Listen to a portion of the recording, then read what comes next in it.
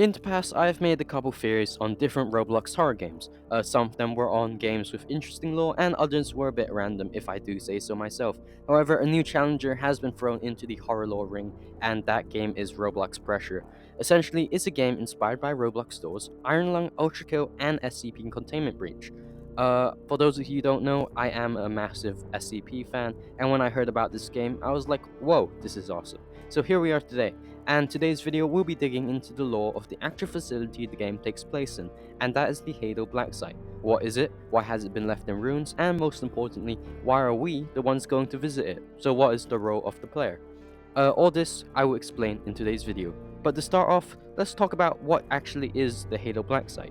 Now, firstly, you notice that the game takes place in an underwater facility. In order to get to the site, we as the player are transported in a submarine. Throughout the game, there are rooms which are flooded, and even levels requiring you to swim through what they call the trench. The trench refers to the Let Van Zone, and as the file describes, it is the heart and center of the Hadal Blacksite. The Let Van Zone was discovered in 1961 when a B-class cargo ship sunk during a storm to the west of Iceland in the Norwegian Sea. The recovery teams discovered a previously unknown abyssal trench measuring at the depth of 76,400 studs. Now, at 67,320 studs depth, a phenomenon taking place where the water pressure suddenly shifts from the typical oceanic floor crushing depth to that of a swimming pool. Anything below the 67,320 stud depth is referred to as what we call the Let Van Zone, and anything above that mark will be referred to as the ocean. The veil of the Let Van Zone is the line where simply the pressure shifts. This can actually be seen through the diagram I will show on the screen now, but where the color changes from dark blue to light blue is that veil, and that is where the pressure shifts. In order to pass through said veil, all of the Urbanshade submarines are outfitted with jet engines which allow them to boost up to 2,300,000 studs per hour, and these easily pierce the veil. The veil essentially acts as Blacksite's inorganic blockade, and it prevents any living organisms from entering or exiting. If you attempt to go through the veil without proper equipment, then you would result in immediate implosion from the sheer pressure shift. Now, after this discovery, Urbanshade quickly swooped in to blacklist the newly discovered information before the maps of the world could be changed. The construction of the Hadal Blacksite began in 1967, and with construction finishing in 1974. Here's a map showing the location of the zone, and as you can see, it's pretty hidden, making the site easily hidden from governments and public interference. And it is also isolated, and chances of information leaks during breaches are highly unlikely. So basically, Urbanshade wouldn't need to worry about any interference from health inspection agencies. And it basically just allows them to do their tests in secret, making it, they won't get caught if they do anything illegal. Hint, hint, nudge, nudge. But as the site is also isolated, it's essential for Urbanshade Corporation to resupply Hadal Blacksite from the mainland. A series of ports are built on the coast of Iceland, Scotland, Norway, and Denmark, and allows for easy supply lines to and from the mainlands. Most of the docks are disguised as typical civilian docks, with a small handful being fully dedicated military-purpose docks. These docks are usually built into cliffs and caves, so they're concealed more easily.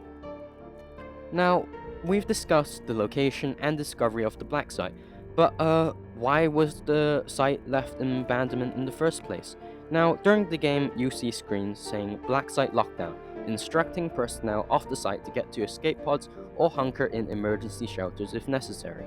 The reason for this is shown in the containment logs. Now, similar to SCPs, each entity is given a number and a name. So instead of like SCP-number, they use the letter Z and a dash number.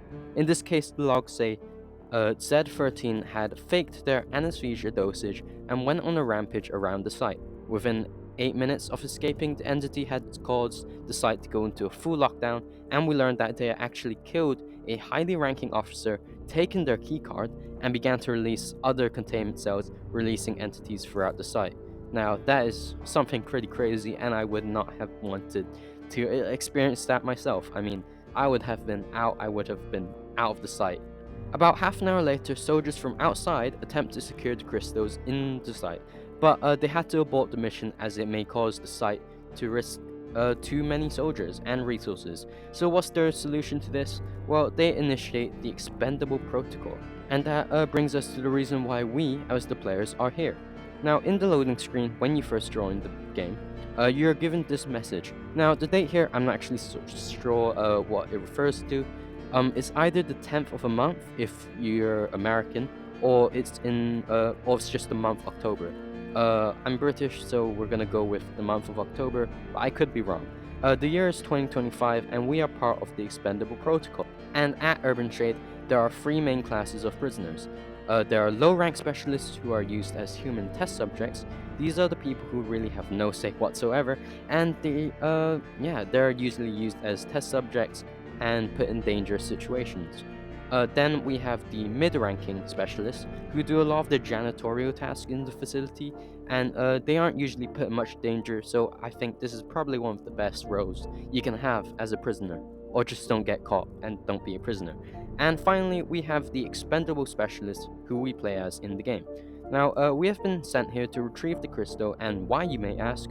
Well, that's answered in that opening segment. We are an inmate of a high security prison with a redacted name, and we are told we have only served 93 days of a redacted number of years of a sentence.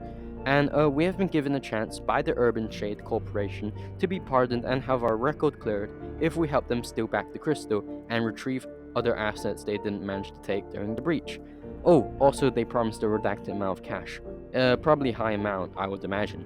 But we learned that many of our fellow inmates signed up, and in result of this, we signed up. And that essentially is the main story of what we currently know about Urbanshade's Hadal Blacksite. And there's some really interesting lore in this game, and I'm super interested into digging deeper further and finding out more about each entity. So join me tomorrow on this channel. I'll be looking into Z13 themselves, also known as Sebastian Solis, and I'll be talking about their backstory and just who they are in general. Why would they breach? Well, I guess you're just gonna have to wait. Anyways, if you enjoyed today's video, do consider liking and subscribing. If you want to see more stuff on pressure, do comment below. I would be interested into making a bunch more videos, as I said. But as always, this is Cosmic Counts lasting off, and I'll see you in the next one. Peace.